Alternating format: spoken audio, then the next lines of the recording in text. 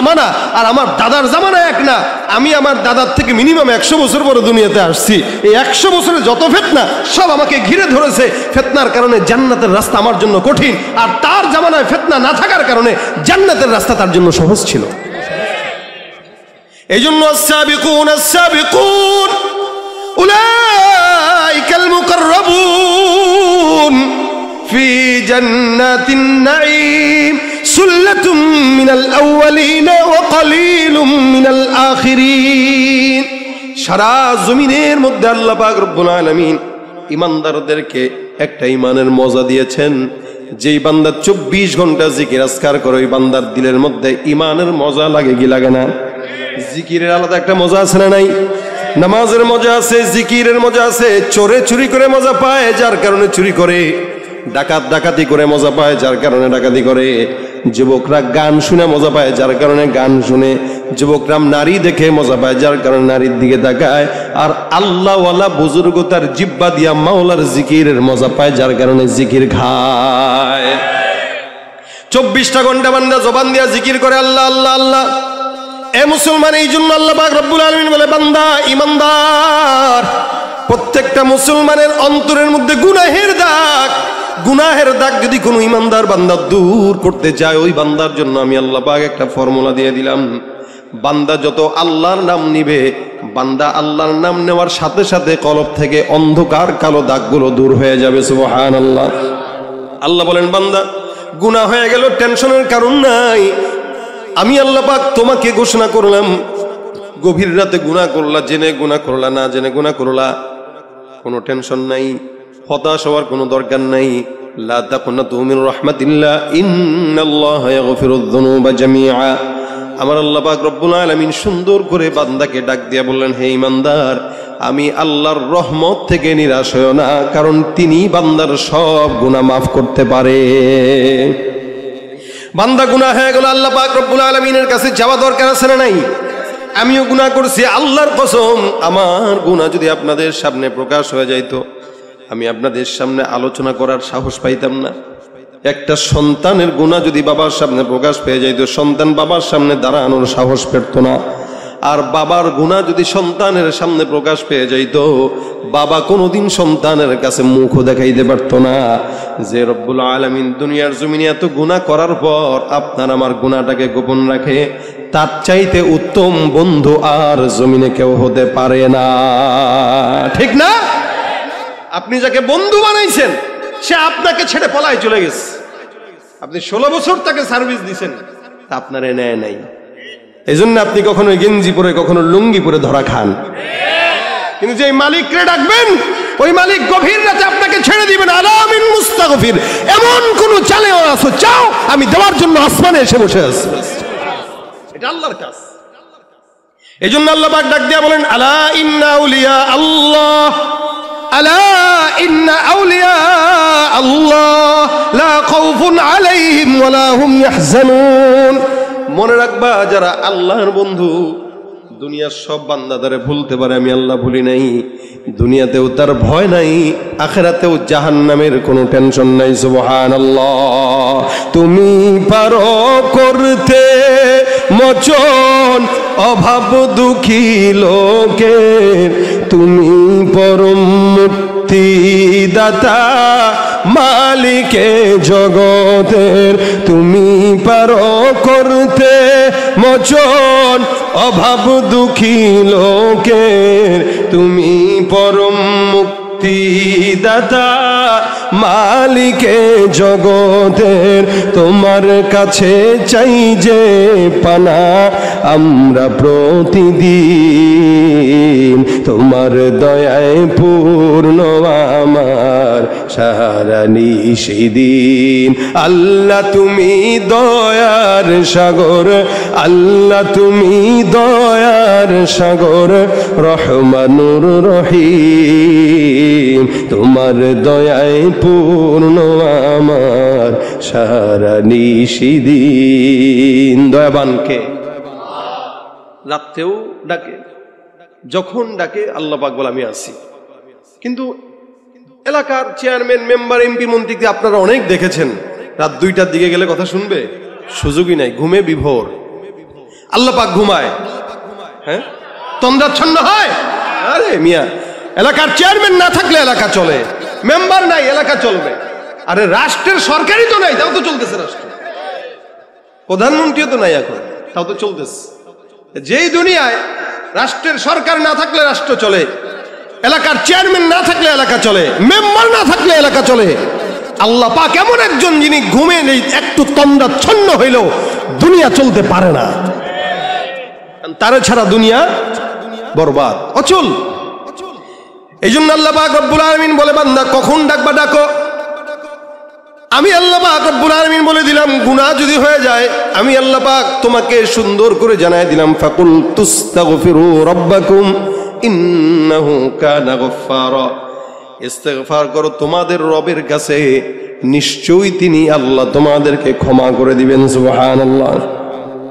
আমার আল্লাহ পাক রব্বুল আলামিন ক্ষমা করার জন্য আসমানে বান্দাদেরকে ডাক দেয়। ইস্তিগফারটা এমন একটা চমৎকার আমল, যে আমলের কারণে বান্দার গুনাহ আগা থেকে গোড়া পর্যন্ত সব মাফ হয়ে যায়। ইস্তিগফারটা এমন একটা আমল, যে আমলটা করলে বান্দার বিপদ আপদ থেকে আল্লাহ পাক রব্বুল আলামিন তার হেফাজত করে। সুবহানাল্লাহ। এই মুসলমান ভাইরা আমার, দ্বীনি ভাইরা আমার, খুব বুঝবেন কথাগুলো। এখানে হয়তো ছোট্ট পরিসরে প্রোগ্রাম, কিন্তু ইনশাআল্লাহ এই আলোচনা থেকে একজন যদি এখান থেকে এই আমলটা নেয়, আমার বিশ্বাস নাজাতের জন্য এতটুকুই যথেষ্ট, ঠিক কিনা? বেশি কিছু লাগে না, আল্লাহ পাকের কাছে অল্প আমল এটাই যথেষ্ট। আখলিস দীনাকা ইয়াকফিকাল আমালুল কলিল।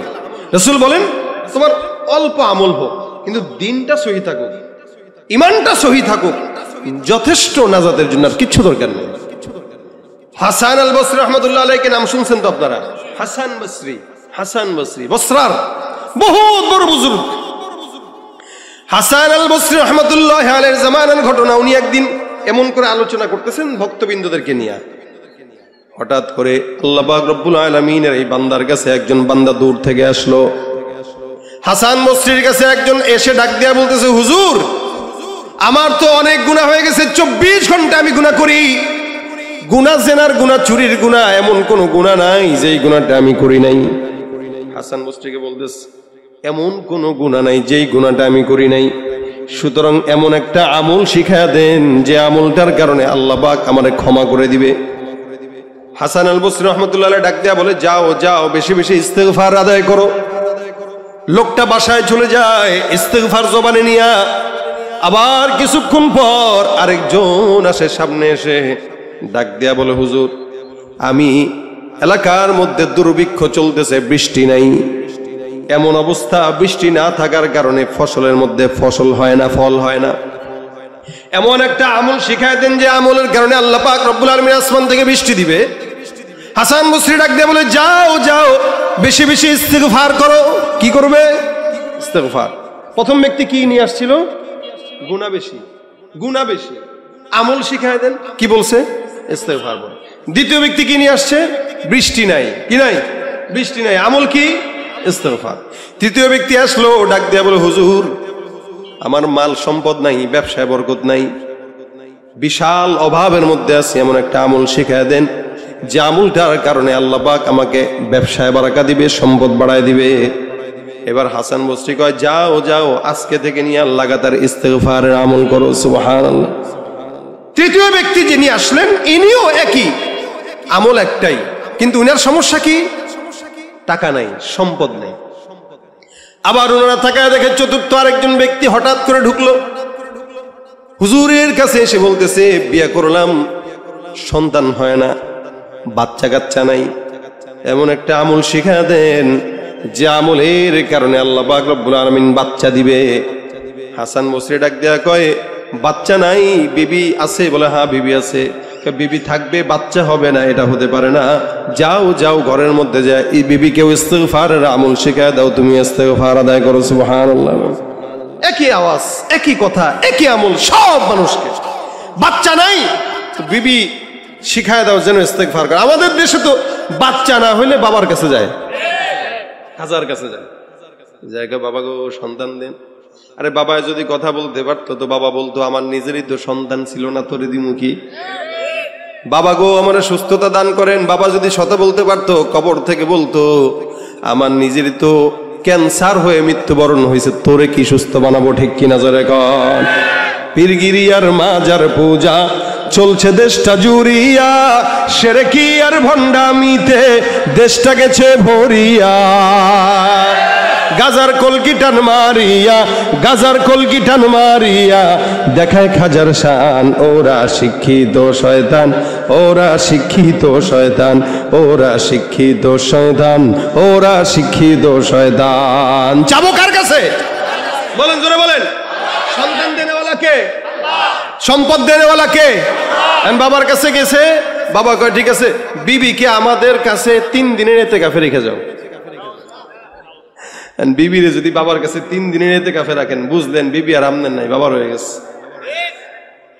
3 দিন পরে আসছে দেখা করতে, কি সমস্যা? ছুমন তার ছু গালে কুতার দিয়ে দিলাম যা। 3 দিন পরে রাখার পরে যদি কোনো সন্তান পেটে আসে, বুঝতে হবে ওটা আপনার না, ওটা আপনার বাপের। কথা ঠিক কিনা? সন্তান দেনেওয়ালা কে? আমল শিখাই দিছে আল্লাহ। সন্তান যদি না হয়, হাসান বসরি যায় ডাক দিয়ে বলে যাও ইস্তিগফার আদায় করো, ইস্তিগফার পড়বা, বিবিকেও বলবা, তুমিও পড়বা। বান্দা চলে গেল, আরেক লোক আসলো ডাক দিয়ে, হুজুর আমার বাগান নষ্ট হয়ে গেছে, বাগানের মধ্যে কেমন যেন পোকামাকড় ঢুকছে, পানি নাই, ঝর্ণাও বন্ধ হয়ে গেছে। হাসান বসরি ডাক দিয়ে কয় যাও যাও তুমিও কি পড়ো। মানে 5-7 জন লোক আসলো, এক একজন এক এক সমস্যা। হুজুর খালি কয় ইস্তিগফার পড়ো। পাশ থেকে খাদেম ডাক দিয়ে বলে হুজুর বুঝলাম না, আপনি কি আর কোনো আমল জানেন না? একই আমল সবারই দেন, ব্যাপারটাকে দেবেন। গুলিস্তানে কিছু হাতুড়ি ডাক্তার থাকে, পেটের ব্যথা, মাথার ব্যথা, বাতের ব্যথা, জন্ডিস, একটা রোগ মাত্র 10 টাকা 10 টাকা 10 টাকা, ওষুধ একটা, কাম হইলো 7টা। আছে না নাই? গুলিস্তানের ডাক্তারের, হাতুড়ি ডাক্তারের কাজ হইতে পারে, কিন্তু ইসলাম এত সুন্দর যে আল্লাহ পাক রব্বুল আলামিন কখনো কখনো একটা জিনিসের ভিতরেই অনেক জিনিসের মহারোগের ওষুধ দিয়ে দিস। যেমন কালো জিরা, মধু, এগুলোর ভিতরে অসংখ্য রোগের ওষুধ আছে না নাই? হাসান বসরি কয় তুই যেটা মনে করস কর, কিন্তু এই আমল আমি দেই নাই, এটা আমার আল্লাহ দিয়েছেন। হাসান আল বসরি ডাক দিয়া বলেন আমার আল্লাহ পাক রব্বুল আলামিন কোরআনের মধ্যে বর্ণনা করেছেন, ফাকুল তুস্তাগফিরু রাব্বাকুম ইন্নাহু কানা গফফারা। সর্বপ্রথম যেই লোকটা আমার কাছে গুনাহের জন্য আসলো, এই লোকটা আমার কাছে বলল প্রতিনিয়ত আমার গুনাহ হয়, রাত্রিবেলাও গুনাহ করি, দিনের বেলাও গুনাহ করি, গোপনে গুনাহ করি, প্রকাশ্যে গুনাহ করি, গীবতের গুনাহ করি, পরনিন্দার গুনাহ, হিংসার গুনাহ, এমন কোন গুনাহ নাই যেই গুনাহটা আমি করি নাই। আমি আল্লাহ পাক রব্বুল আলামিন কোরআনের আয়াত অনুযায়ী তাকে আমল দিয়া দিলাম। আল্লাহ পাক বলছেন ফাকুল তুস্তাগফিরু রাব্বাকুম ইন্নাহু কানা গফফারা। কোন বান্দা যদি ইস্তিগফার তাদের রবের কাছে করে, আমার আল্লাহ পাক ওই বান্দার সব গুনাহগুলো maaf করে দিবেন। 2 নাম্বার, যেই বান্দাটা আমার কাছে বৃষ্টির কারণে আসলো আর বলল হুজুর আসমান থেকে বৃষ্টি বর্ষণ হয় না, বর্তমানে আছে না নাই বৃষ্টি? আছে না? শুধু আছে না, 3-4 মাস হয়ে গেছে লাগাতার পড়তেছে। আপনি এবার মনে করেন না যে আপনি বেশি ইস্তেগফার ওয়ালা হয়ে গেছেন দেখে বৃষ্টি দেয়, বরং আপনি ইস্তেগফার ছেড়ে দিচ্ছেন বলে বৃষ্টি দিতেছে। নাহলে 4 মাস তো এখন তো বৃষ্টির কথা না, কথা নেই, এখন তো বৃষ্টির কথা না, কিন্তু বৃষ্টি আসতেছে। মুসা পয়গম্বরকে একবার তার উম্মত জিজ্ঞাসা করছে, হুজুর আল্লাহ যদি রাগ করে আলামত কি? আল্লাহ যদি রাগ করে আলামত কি? আপনি কবেন আমার রাগ হলে কি করে জানেন? মোবাইল আসার মারি, এটা আপনার রাগের আলামত। আপনি বলবেন আমার বিবি রাগ করলে ঘরের কাঁচের গ্লাস ভাঙে, ছেলে এটা রাগ করলে যেটা হাতের কাছে পায় ওটা দিয়ে ফিক্কা মারে। আমি রাগ হলে কি হয় জানেন? চোখ লাল হয়ে যায়, চেহারা লাল হয়ে যায়। এটা এক একজনের এক এক রাগের আলামত। নবী মুসা বলেন আল্লাহ পাক যদি রাগ করে আলামত আছে। আলামত কি জানো? অসংখ্য আলামতের ভিতরে অন্যতম আলামত হইল বান্দার জন্য যখন যেটা দরকার ওইটা আল্লাহ দেয় না, যেটা দরকার নাই ওইটা চাপিয়ে দেয়। দ্রব্যমূল্যের দাম কমা দরকার, বাড়ছে না কমছে?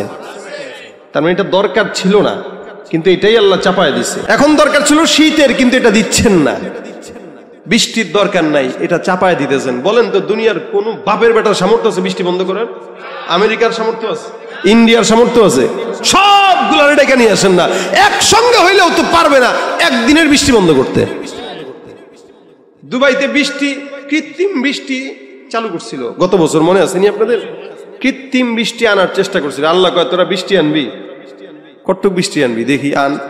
এখন বৃষ্টি আইনা কুলাইতে পারে না। আল্লাহ কয় কত বৃষ্টি দরকার আমি দেখাইতেছি। এমন বৃষ্টি দেওয়া দিছে, বন্যায় সব ভেসে চলে গেছে। কে পারবে আল্লাহর সাথে? যতটুকু দরকার ততটুকু আল্লাহ পাক দিবেন, এটা আল্লাহর তরফ থেকে। কিন্তু বান্দা যখন অন্যায় গুনাহ করবে তখন আল্লাহ পাক আযাব গজবকে চাপায় দিবেন, নিয়ামতকে উঠায় নিয়ে যাবেন। এই যে দাম বাড়তেছে কেন, শাকসবজি কোথায় করবেন? সব জায়গায় তো পানি, নিয়ামত উঠায় নিতেছে। এটা আমাদের গুনাহের কারণে। ইস্তেগফার শুরু করেন, দেখবেন সবকিছু স্বাভাবিক হয়ে যাবে। হাসান বসরি ডাক দেয়া গলায়, দুই নাম্বার যে বান্দাটা আসলো, এই বান্দাটা আসমান থেকে বৃষ্টি বর্ষণের জন্য আসছে। আমি তাকে ইস্তেগফারের কথা বললাম, কারণ কি আমার আল্লাহ পাক পরবর্তী লাইনে বলেন ইউরসিলিস সামাআ আলাইকুম মিদরারা। কোন বান্দা যদি ইস্তিগফার করে আল্লাহ পাক রব্বুল আলামিন আসমান থেকে তার জন্য বৃষ্টি বর্ষণ করবে। সুবহানাল্লাহ। এরপরে একজন বান্দা আসছে, তার টাকা নাই, অভাব, অটো চালায়, দিনে বেশি একটা আনে, দিনে খায়, তেমন কিছু করতে পারে না। আমার আল্লাহ পাক বলেন ওয়ায়ুমদিদকুম বিআমওয়াল। কোন বান্দা যদি ইস্তেগফার করে আমার আল্লাহ ওই বান্দার রিজিকের মধ্যে ওয়াসাআত দান করবেন। সুবহানাল্লাহ। তাহলে 3 নাম্বার গেল।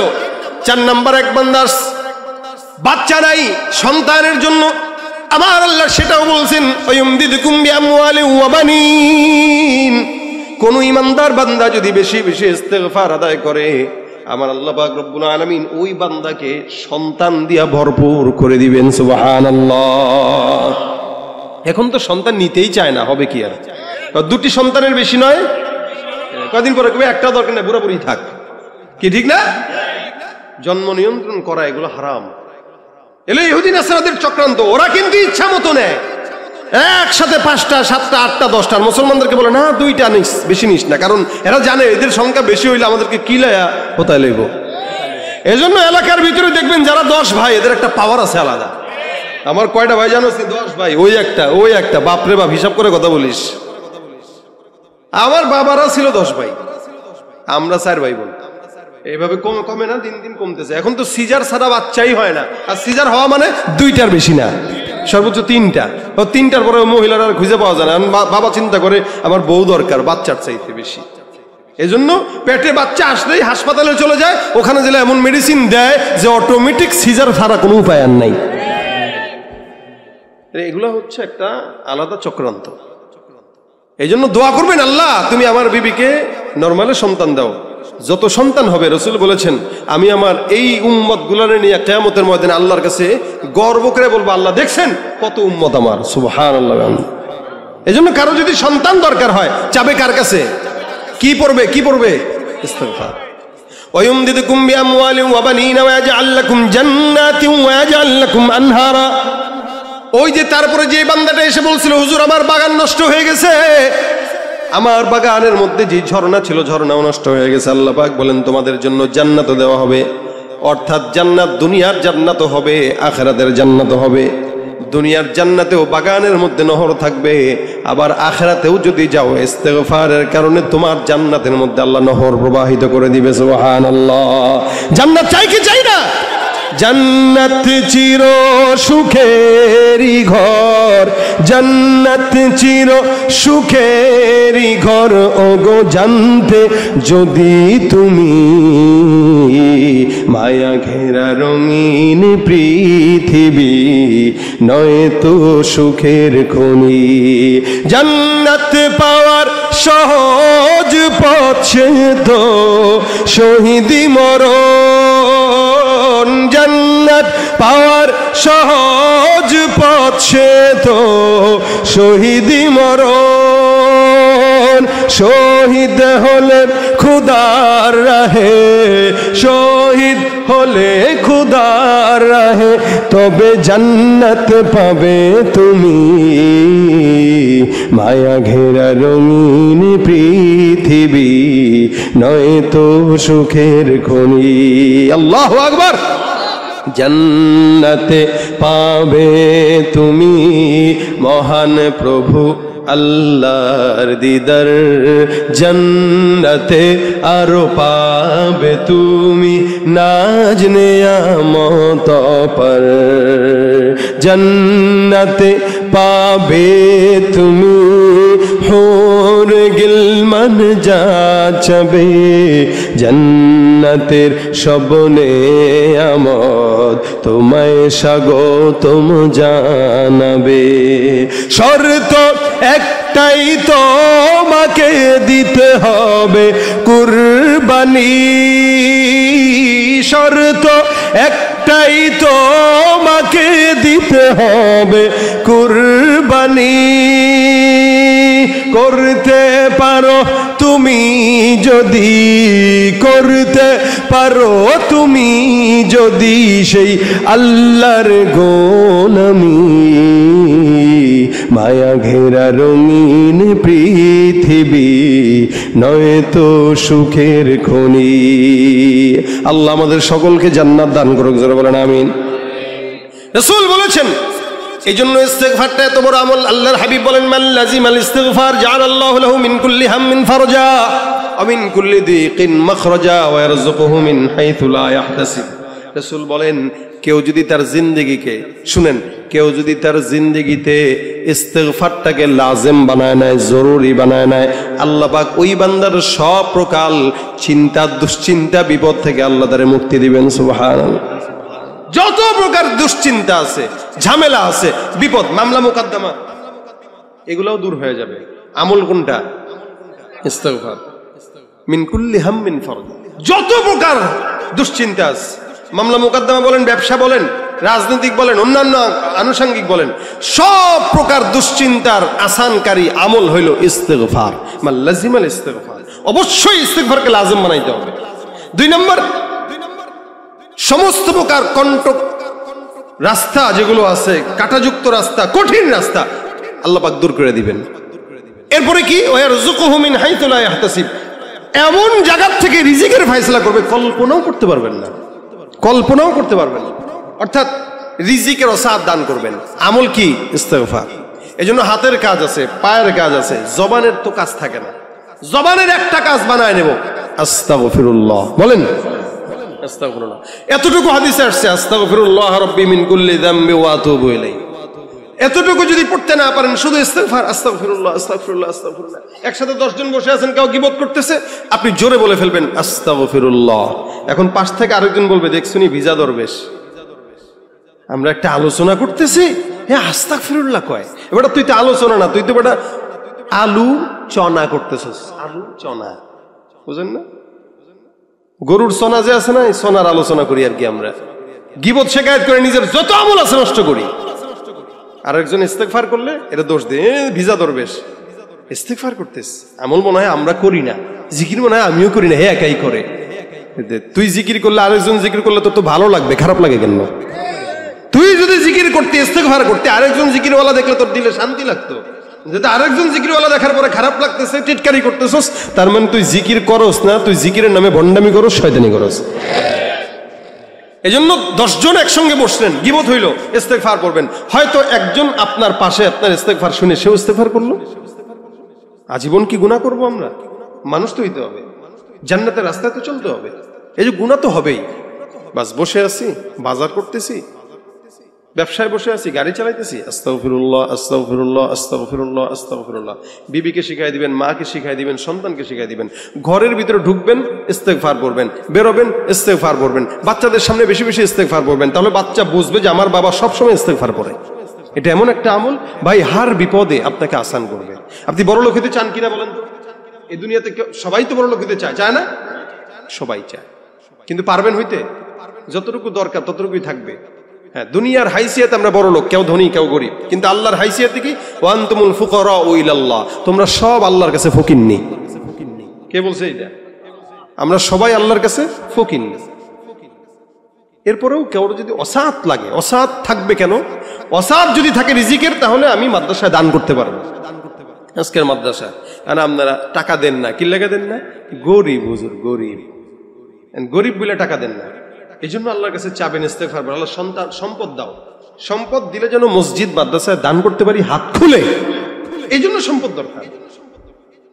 সম্পদ সিনেমা হলে যাওয়ার জন্য চাই না, সম্পদ নারীর পিছনে ব্যয় করার জন্য চাই না, আল্লাহর রাস্তায় ব্যয় করার জন্য চাই। এটা হবে আল্লাহর কাছে চাওয়া। এই জন্য বেশি বেশি সম্পদ চান, ইস্তেগফার। চাকরি হয় না, ইস্তেগফার পড়েন।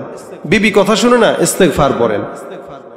যত প্রকার ঝামেলা আছে সবকিছুর ঝামেলার আসানকারী আমল হইল ইস্তেগফার। আচ্ছা বলেন তো, এই যে আজকে যে কথাগুলা বললাম, এই কথাগুলা কি আপনারা বুঝতে পারছেন? হ্যাঁ, বুঝতে পারছেন তো ইনশাআল্লাহ? যদি বুঝে থাকেন, আমি সহনিয়ত করব আজকে থেকে যখন সময় হবে প্রতিদিন কমাস কম 500 বার পড়বেন। রাজি আছেন? আচ্ছা, পড়তে কি খুব বেশি সময় লাগে ভাই? আপনি 5 ওয়াক্ত নামাজের পরে 100 বার করে পড়েন 500 বার। আপনি গুনে গুনে পড়েন না। 100 বার পড়তে আপনার সর্বোচ্চ 5 মিনিটে বেশি লাগবে না, সর্বোচ্চ 5 মিনিট লাগবে। আপনি সারা দিন কত ফেসবুকে ঘন্টার পর ঘন্টা সময় দিলেন, 5টা মিনিট আল্লাহকে দেন নিজের জন্য। 5টা মিনিট যদি আল্লাহকে নিজের জন্য দেন, ইস্তেগফারের কারণে আল্লাহ পাক আপনাকে ইমানদার বানায়া কবরে নিবে, না নিবে না। 5টা মিনিট দেন। 5 ওয়াক্ত নামাজের পর 5 মিনিট করে 25 মিনিট, একসঙ্গে করলে 25 মিনিটও লাগবে না, 15 মিনিটেই হয়ে যাবে। আপনি যদি প্রতি নামাজের পরে 100 বার করে পড়েন, দৈনিক 500 বার। রাসূল সাল্লাল্লাহু আলাইহি ওয়াসাল্লাম নিজে বলেন, আমি প্রতিদিন 100 বার করে ইস্তেগফার করতাম। রাসূল বলেন, আল্লাহর নবী যেখানে 100 বার পড়ছেন সেখানে আমাদের 1 কোটি বার পড়া দরকার। সেখানে আমরা পড়ি কয়বার? একবারও না। এই জন্য ঘুমের আগে, যে বাসায় যাবেন, ঘুমের আগে ইস্তেগফার করে ঘুমান। যদি ঘুমের ভিতরে হায়াত শেষ হয়েও যায়, ইনশাআল্লাহ তওবার হায়াত নসিব হবে, তওবার মউত নসিব হয়ে যাবে ইনশাআল্লাহ। এর ঘুম আসতেছে না, আস্তাগফিরুল্লাহ আস্তাগফিরুল্লাহ আস্তাগফিরুল্লাহ আস্তাগফিরুল্লাহ, বাস ঘুমায় যান। আবার ঘুম থেকে উঠছেন, যখন মনে হয় ইস্তেগফার পড়েন। কারা কারা রাজি আছি পড়ব? নিয়ত করে ইনশাআল্লাহ। ভাই, এটা কি হাত এমনি তুললেন না নিয়ত করছেন? আলহামদুলিল্লাহ, হাত নামান। রাসূল বলেন, মান হাম্মা বিহাসানাতিন ফালাহু কাতাবাল্লাহু লাহু হাসানাতান কামিলা।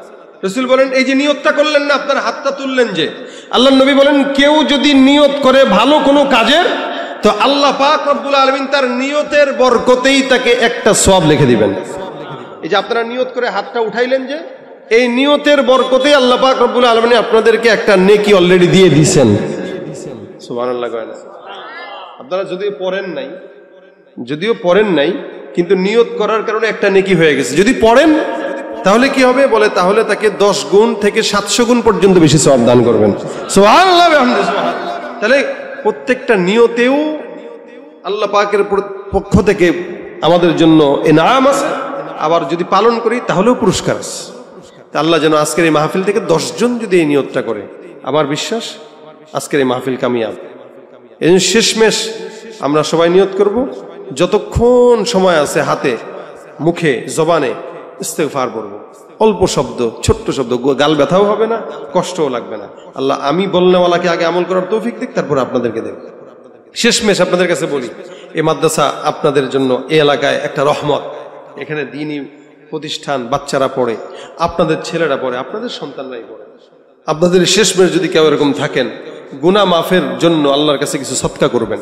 গুনাহ মাফের জন্য কিছু সদকাও মাঝে মাঝে করা লাগে, যে আমি এই সদকাটা করলাম, এই সদকার উসিলায় যেন আমার গুনাহ মাফ হয়, এই সদকার উসিলায় যেন বিপদ দূর হয়। এরকম শেষমেশ যদি কেউ থাকেন, এই মাদ্রাসার জন্য কিছু সাদাকা করবেন। একটু আমি দেখতে চাই কিছু মানুষকে যে মাদ্রাসার জন্য সাদাকা করবেন, অথবা ভিতর থেকে কিছু আমাদের মাদ্রাসার ছেলেরা উঠে যাবে, আপনাদের যার যতটুকু সামর্থ্য আছে আপনারা একটু মাদ্রাসার জন্য দান করবেন। প্রতিষ্ঠান আপনাদের দিবেনও, আপনারা পড়াবেনও, আপনাদের সন্তানদেরকে টাকা দিয়ে নয়, সন্তানদেরকে দিয়ে, বাচ্চাকে দিয়ে, আপনার ছেলেকে দিয়ে এই মাদ্রাসার সহযোগিতা করবেন ইনশাআল্লাহ। রাজি আছেন আপনারা? অন্তত বিরোধিতা করা যাবে না। প্রত্যেকটা ভাইকে বলতেছি, এলাকায় এটা একটা হকের বাতি, এই জায়গার বিরোধিতা আপনারা করবেন না। দিতে পারেন বা না পারেন, বিরোধিতা করা যাবে না। দ্বীনি প্রতিষ্ঠান, মসজিদ, মাদ্রাসার বিরোধিতা যারা করে, এরা হচ্ছে আল্লাহর কোরআনের কথা অনুযায়ী অবৈধ সন্তান। এই জন্য প্রতিষ্ঠানের সহযোগিতা করতে পারি বা না পারি, বিরোধিতা করব না ইনশাআল্লাহ। আল্লাহ পাক আমাদের সকলকে তৌফিক দান করুক। মাঠে কি কেউ গেছে? মাঠের কালেকশন হয়েছে? কিছু ভাইরা ভিতরে চলে যায়, মাদ্রাসার ছেলেরা থাকলে ভিতরে ঢুকে যাও। 10 টাকা হইলেও আপনারা দান করেন, 10টা টাকা হইলেও আপনারা দান করেন, যতটুকু সামর্থ্য হয়। বাস 5-10 টাকা হাতে হাতে করে নিয়ে নেন, 5-10 টাকা। সবাই মিলে একটা গজল গাবো আমরা ইনশাআল্লাহ। রাজি আছি? সবাই মিলে আওয়াজ দিয়ে আমরা গজল গাবো। তবে তার আগে 5 টাকা, 10 টাকা, 20 টাকা করে যার যতটুকু সামর্থ্য হয় একটু দান করেন। মিনিমাম 100 টাকা হলে দেন না, মিনিমাম 100 টাকা করে। হ্যাঁ দেন, এরপরে আপনাদেরকে শুনবো। কি শুনবেন আপনারা বলেন? আসবে মহাকাল, মহাকালের জন্য তৈয়ার আসুনি? হ্যাঁ, তৈয়ার থাকলে দাঁড়িয়ে রাখতে হবে, নামাজও পড়তে হবে ইনশাআল্লাহ। ওই মাহদির সৈন্যরা গর্জে ওঠো, শহীদি তামান্না বুকে নিয়ে, সুফিয়ানি মতবাদ রুখতে হলে এখন থেকেই থাকো তৈরি হয়ে। আসবে মহাকাল, রুখতে হবে দাজ্জাল। আসবে মহাকাল, রুখতে হবে